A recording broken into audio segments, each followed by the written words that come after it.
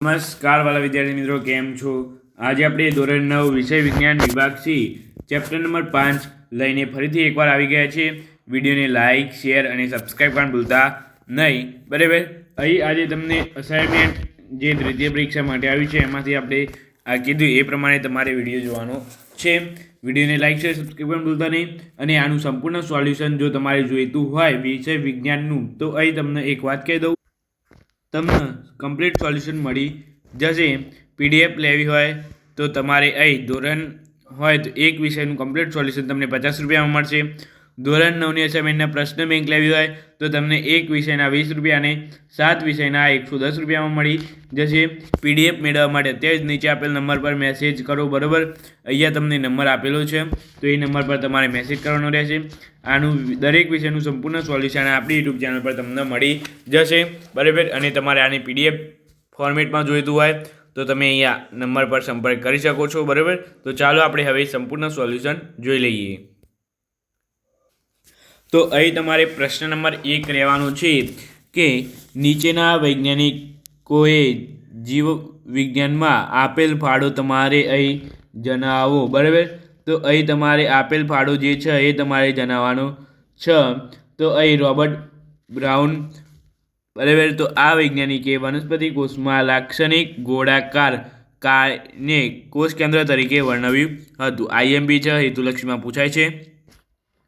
પરકિંજે, તો આ વૈજ્ઞાનિકે કોષમાં રહેલા જીવત પ્રવાહી દ્રવ્યને જીવરસ નામ આપ્યું હતું. બરાબર, આ પણ આઈએમપી છે, યાદ રાખજો. આધુનિક કોષવાદ રજૂ કર્યો હતો અને સમજાવ્યું કે પૂર્વ અસ્તિત્વ ધરાવતા કોષોમાંથી નવા કોષોનું સર્જન થાય છે. આ પણ આઈએમપી છે, ખાસ કરીને યાદ રાખી દેજો. હું તમને અહીંયા સમજાવી દઉં ટૂંકમાં કે પરકિંજે, તો પરકિંજે જીવરસમાં પ્રવાહી દ્રવ્ય જીવરસ નામ આપ્યું. બરાબર, પછી રોબર્ટ બ્રાઉને તો વનસ્પતિ કોષમાં લાક્ષણિક ગોળાકાર કાયને કોષ કેન્દ્ર તરીકે વર્ણવ્યું હતું. અને વિસાઓએ કોષવાદ રજૂ કર્યો હતો અને સમજાવ્યું કે પૂર્વ અસ્તિત્વ ધરાવતા કોષોમાંથી નવા કોષોનું સર્જન થાય છે. બરાબર, તો આ તમારે આટલું આજે તૈયાર કરવાનું રહેશે. આટલું તૈયાર કરી દો તો તમારે 100% 1 થી 2 ગુણ તમારે આવશે ને આવશે. આગળ આપણે વાત કરીએ તો અહીં તમારે હવે છે સાંદ્રતાના આધારે દ્રવ્યના પ્રકાર સમજાવો. તો અહીં 3 પ્રકાર હોય છે સાંદ્રતાના આધારે. પહેલો છે સમ સાંદ્રતા,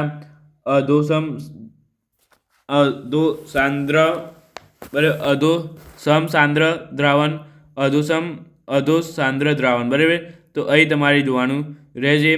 અહીં તમારે જવાબ આવશે બંને દ્રાવણોની સાંદ્રતા એક સરખી હોય કે બંને દ્રાવણોનું પાણી સંકેન્દ્રણ સરખું હોય તો તેવા દ્રાવણને સમસાંદ્ર દ્રાવણ કહે છે. અધોસાંદ્ર દ્રાવણમાં વિદ્યાર્થી મિત્રો અહીં તમારે કહેવાય કે જે દ્રાવણની સાંદ્રતા બીજા દ્રાવણની સાંદ્રતાની સરખામણીમાં ઓછી હોય તો તેને અધોસાંદ્ર દ્રાવણ કહી શકાય. બરાબર, અને જે દ્રાવણમાં બીજા દ્રાવણની સાંદ્રતા પાણીના સંકેન્દ્રણ કરતાં વધારે પાણી હોય તેવા દ્રાવણને અધોસાંદ્ર કહે છે. યાદ રાખવાનું રહેશે તમારે. અને લાસ્ટ અહીં છે અધિસાંદ્ર દ્રાવણ.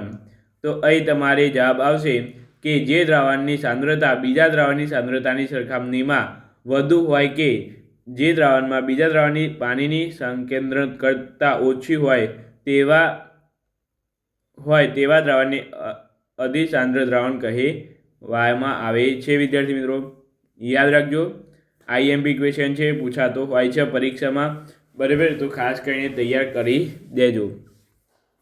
ત્યાર પછી એ છે જીવકોષના જીવત, લવચિક અને પસંદગીમાન પટલનું સ્થાન અને કાર્ય જણાવો.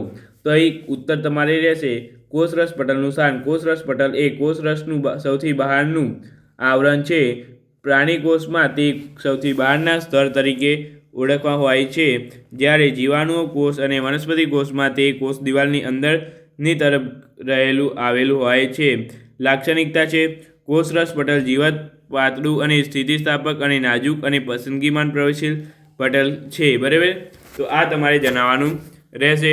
તથા તમારે અહીં કાર્યો છે તેના કે તે કોષને તેના બાહ્ય પર્યાવરણથી અલગ રાખે છે અને તે કોષના અંદરના દ્રવ્યને આવરણ પૂરું પાડે છે.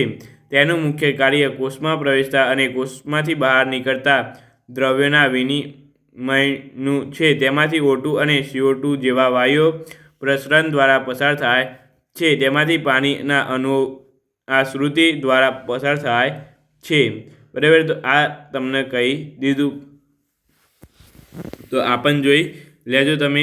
અહીંયા તમને આપેલા છે કોષરસ પટલનું સ્થાન, પછી અહીંયા લાક્ષણિકતાઓ માગી છે, તો અહીંયા લાક્ષણિકતાઓ અહીંયા આપેલી છે તથા વિદ્યાર્થી મિત્રો અહીં તેનું કાર્યો આપેલા છે. બરાબર, તો આ તમને ક્વેશ્ચન નંબર 3 આખો મળી ગયો, તો એ તમારે જોઈ લેવાનું છે. ત્યાર પછી તમારે મોસ્ટ ઇમ્પોર્ટન્ટ પ્રશ્ન હોય તો અહીં છે કોષ દિવાલ. બરાબર, કોષ દિવાલ ઇઝ મોસ્ટ ઇમ્પોર્ટન્ટ પ્રશ્ન. IMP. બરાબર, IMP.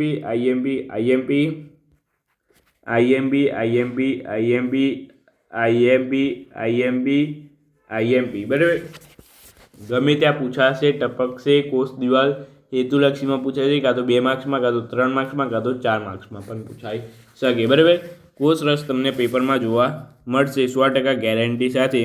તો અહીં આનો ઉત્તર છે કોષ રસની. અહીંયા તમારે આકૃતિ, જે કોષ દિવાલની આકૃતિમાં આ વનસ્પતિ કોષમાં જે જોશો ને, તો વનસ્પતિ કોષમાં વિદ્યાર્થી મિત્રો સૌથી બહારની તરફ જે એક આવરણ હોય છે, આ રીતે, ખબર છે, આ રીતે આકૃતિ દોરો છો, એનું સૌથી આ બહારની આ જે હું દોરીના બ્લેક કલરનું જે દેખાય છે ને, આ લાઈન છેલ્લી, એને વિદ્યાર્થી મિત્રો કોષ દિવાલ કહે છે. અહીંયા લખેલું છે કે અહીં વનસ્પતિ કોષમાં કોષરસ પટલની બહારની તરફ આવેલ સૌથી બહારના સખત આવરણને કોષ દિવાલ કહેવામાં આવે છે. પ્રાણી કોષમાં કોષ દિવાલનો અભાવ હોય છે, એટલે કે પ્રાણી કોષમાં કોષ દિવાલ હોતી નથી, માત્ર વનસ્પતિ કોષમાં જ કોષ દિવાલ હોય છે. વનસ્પતિ કોષની કોષ દિવાલમાં મુખ્યત્વે સેલ્યુલોઝ પદાર્થ આવેલા હોય છે, તે વનસ્પતિને બંધારણીય મજબૂતાઈ આપે છે. બરાબર, તો આ તમારે તૈયાર કરવાનું રહેશે. ત્યાર પછી તેના કાર્યો જોઈ લઈએ. તો તે કોષરસનો આકાર જાળવી રાખે છે. તે કોષમાં પાણી અને પ્રવાહીમાં રહેલ પદાર્થોને પ્રવેશવા દે છે, જેથી જીવત કોષ દ્વારા પદાર્થનો વિનિમય શક્ય બને. તે કોષને વધુ પડતા જળ શોષણથી બચાવે છે. તે કોષને યાંત્રિક મજબૂતાઈ આપે છે. બરાબર, ખાસ કરીને કરી દેજો. ત્યાર પછી વિદ્યાર્થી મિત્રો અહીં છે તમારે ગોલ્ગી પ્રસાધન. બરાબર, ગોલ્ગી પ્રસાધન એટલે શું તમારે ટૂંકમાં જ લખવાની રહેશે. મોસ્ટ ઇમ્પોર્ટન્ટ ઇઝ, પહેલાં તમારે કોષ દિવાલ કરી દેવાનું. કોષ દિવાલ કર્યા પછી ગોલ્ગી પ્રસાધન લઈને બેસી જવાનું. જ્યાં સુધી તૈયાર ન થાય ત્યાં સુધી ઊભા થતા નહીં, કારણ કે આ પૂછાતી હોય છે. માટે ખાસ IMP છે. સંશોધન કેમ્પમેલી ગોલ્ગી નામના વૈજ્ઞાનિકે ગોલ્ગી પ્રસાધનનું સંશોધન કર્યું હતું અને એના નામ પરથી જ ગોલ્ગી પ્રસાધન આ નામ પડ્યું છે, યાદ રાખજો. બરાબર, સ્થાન તેનું પ્રાણી કોષમાં અને વનસ્પતિ કોષમાં. રચના તેની રચનામાં એકબીજાને સમાંતર થપ્પીઓમાં ગોઠવાયેલી અને ત્રિપુટિકાઓમાં આવેલી હોય છે. આવી પુટિકાઓને સિસ્ટર્ની કહે છે. તે પટલ દ્વારા આવરિત સ્તરની બનેલી રચના છે. અહીં ગોલ્ગી પ્રસાધનના પટલો કેટલીક વખત અંતઃકોષરસ ઝાડના પટલ સાથે જોડાયેલ હોય છે, તેથી તે જટિલ કોષની પટલ તંત્રનો ભાગ બનાવે છે. અહીં કાર્યો છે. કોષરસમાં ઝાડ દ્વારા સંશ્લેષિત દ્રવ્યનું ગોલ્ગી પ્રસાધન દ્વારા પેકેજિંગ કરી કોષની અંદર તથા કોષની બહાર વિવિધ સ્થાનો તરફ મુક્ત કરવામાં આવે છે. નિપજોનું પેકિંગ રૂપાંતરમાં તેમજ સંગ્રહ કરવાના કાર્યમાં ગોલ્ગી પ્રસાધનની પુટિકાઓમાં થાય છે. તો આ તમારે યાદ રાખવાનું છે. અને અહીં તમારે 3 નંબર છે કે કેટલાક કિસ્સામાં સરળ શર્કરામાંથી જટિલ શર્કરામાં રૂપાંતર એટલે કે નિર્માણ થાય છે, રૂપાંતર પણ થઈ શકે. તે લાઇસોસોમ અંગિકાનું નિર્માણ સાથે સાંકળેલી છે. યાદ રાખજો, હેતુલક્ષીમાં પૂછાય છે કે ગોલ્ગી પ્રસાધન એ ખાલી જગ્યા અંગિકાના નિર્માણ સાથે સંકળાયેલી છે. તો અહીંયા શું આવે? લાઇસોસોમ. બરાબર, યાદ રાખજો, લાઇસોસોમ. તો આ તમારે જોવાનું રહેશે ખાસ કરીને. ત્યાર પછી અહીં 6 નંબરનો ક્વેશ્ચન છે. કનાભસૂત્રની રચના, વિશિષ્ટતા અને કાર્યની સમજૂતી આપો. ગોલ્ગી પ્રસાધન પછી કઈ આવતો હોય તો આ પ્રશ્ન તમારે તૈયાર કરવાનો રહેશે, બરાબર. આ 3 પ્રશ્નો હું તમને કહી દઉં. ખાસ કરીને પૂછાશે 2 માર્ક્સમાં, 3 માર્ક્સમાં પૂછાય એવા પ્રશ્નો. કોષ દિવાલ, ગોલ્ગી પ્રસાધન, કનાભસૂત્ર, પછી વનસ્પતિ કોષ, પ્રાણી કોષની આકૃતિ, બરાબર. આટલા તમને હું કીધા એ પ્રશ્નો તમારે તૈયાર કરી લેવાના, ખાસ કરીને ભૂલતા નહીં. અહીં તમને છે કનાભસૂત્ર રચના છે. કનાભસૂત્રના 2 આવરણો ધરાવે છે. બાહ્ય આવરણમાં ઘણું ખરું દ્વિશિષ હોય છે અને અંતઃ આવરણમાં ઊંચા અંતઃપ્રવાદનો ધરાવે છે. આ અંતઃપ્રવાદનો એટીપીના નિર્માણ માટે રાસાયણિક પ્રક્રિયાઓ માટે વિશાળ સપાટી પૂરી પાડે છે. વિશિષ્ટતા છે કનાભસૂત્ર અદ્ભુત અંગિકા છે. તે પોતાનું આગવું વલયાકાર એટલે કે ડીએનએ અને રિબોઝોમ્સ 70S પ્રકાર ધરાવે છે. આથી પોતાના કેટલાક પ્રોટીનનું નિર્માણ કરવાની ક્ષમતા ધરાવે છે. કોણ? કનાભસૂત્ર. યાદ રાખજો. આની આકૃતિ તમને હું અહીંયા આપી નથી, પરંતુ આની આકૃતિ તમારે ખાસ કરીને જોઈ લેવાની છે. અહીં તમને વિદ્યાર્થી મિત્રો અહીં કનાભસૂત્રની આકૃતિ આપેલી નથી અને કાર્ય આપેલું નથી, બરાબર. તો એ કાર્ય હું બોલી દઉં છું, તમે ધ્યાનથી સાંભળી લેજો, બરાબર. કાર્ય તમારે આ પ્રકારે રહેશે કે તમારે આનું કનાભસૂત્રનું કાર્ય જોઈએ છે તો આમાં કાર્ય તમારે જેમ કોષ હોય તેમજ જીવન વિવિધ રાસાયણિક પ્રવૃત્તિઓ માટે જરૂરી ઉર્જા એટીપીના સ્વરૂપે કનાભસૂત્રમાં મુક્ત કરે થાય છે અને એટીપીના કોષ ઉર્જાના શક્તિચલન તરીકે તેનું નિર્માણ કરતા કનાભસૂત્રના કોષોના ઉર્જા સ્તર તરીકે ઓળખાય છે, બરાબર. તો આ તમારે યાદ રાખવાનું છે. કાર્ય ફરી એકવાર બોલી દઉં છું, યાદ રાખી લેજો વિદ્યાર્થી મિત્રો. અહીંયા એડિટિંગમાં થોડો પ્રોબ્લેમ આવ્યો છે, બરાબર. આની પીડીએફ તમારી જોઈતી હોય તો એ વખતે તમને આમાં કંઈ ઇસ્યુ આવશે નહીં, એ વખતે તમારે કમ્પ્લીટ આવી જશે, બરાબર. તો અત્યારે તમારે મેનેજમેન્ટ કરી લેવાનું છે થોડું, કે કાર્ય તમને અહીંયા કહી દઉં કે કોષ તેમજ જીવનની વિવિધ રાસાયણિક પ્રવૃત્તિઓ માટે જરૂરી ઉર્જા એટીપી એટલે વિદ્યાર્થી મિત્રો એડિનોસાઇન ટ્રાયફોસ્ફેટના સ્વરૂપમાં કનાભસૂત્ર દ્વારા મુક્ત થાય છે. એટીપી કોષ ઉર્જા ચલન તરીકે તેનું નિર્માણ કરતા કનાભસૂત્રના કોષના ઉર્જાગર તરીકે, ઉર્જાગર એટલે વિદ્યાર્થી મિત્રો શક્તિગર, બરાબર. યાદ રાખજો, તરીકે ઓળખાય છે. તો આ તમારે થઈ ગયું. તો આ તમારે જોઈ લેવાનું છે વિદ્યાર્થી મિત્રો, માફ કરજો. ત્યાર પછી અહીં તમારે છે વનસ્પતિ કોષની નામ નિર્દેશનવાળી આકૃતિ અહીં તમને આપેલી છે, બરાબર. આ 100% તમારે પૂછાતી હોય છે, તો ખાસ કરીને તૈયાર કરી લેવાનું. હરિતકણવાળો એક પ્રશ્ન છે, બરાબર. હરિતકણની આકૃતિ દોરો અને વર્ણવો. પછી એટીપી વાળો એક પ્રશ્ન છે, કોષના ઉર્જા સંભાળ સંયોજન વિશે સમજાવો. તો આ તમારે તૈયાર કરી લેવાના હોય છે, ખાસ કરીને.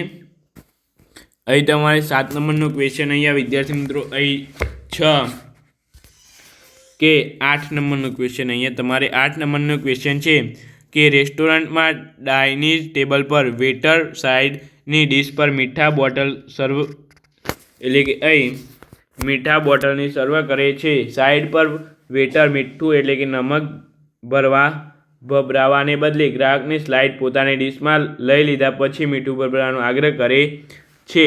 તો અહીં તમારે ઉત્તર તમારે અહીં આના આપવાના છે પ્રશ્નના કે જો પહેલાંથી જ સ્લાઇડ પર મીઠું ભરાવ્યું હોત તો શું થાત? સ્લાઇડ પર મીઠું ઉમેરવાથી કોષો શા માટે પાણી ગુમાવે છે? સ્લાઇડ પર ખાતી વખતે મીઠું શા માટે ઉમેરવું જોઈએ? તો અહીં તેના ત્રણના ઉત્તર તમને અહીં કમ્પ્લીટ આપેલા છે. જો પહેલેથી જ સ્લાઇડ પર મીઠું વપરાવવામાં આવ્યું હોત તો સ્લાઇડમાં પાણી દૂર થઈ જાત અને તે ચીમડા થઈ જાત. સ્લાઇડમાં બહારના તરફથી મીઠું અધિસાંદ્ર દ્રાવણ તરીકે વર્તે છે. સ્લાઇડના કોષો અધોસાંદ્ર દ્રાવણ તરીકે આશ્રુતિ દ્વારા પાણી ગુમાવે છે.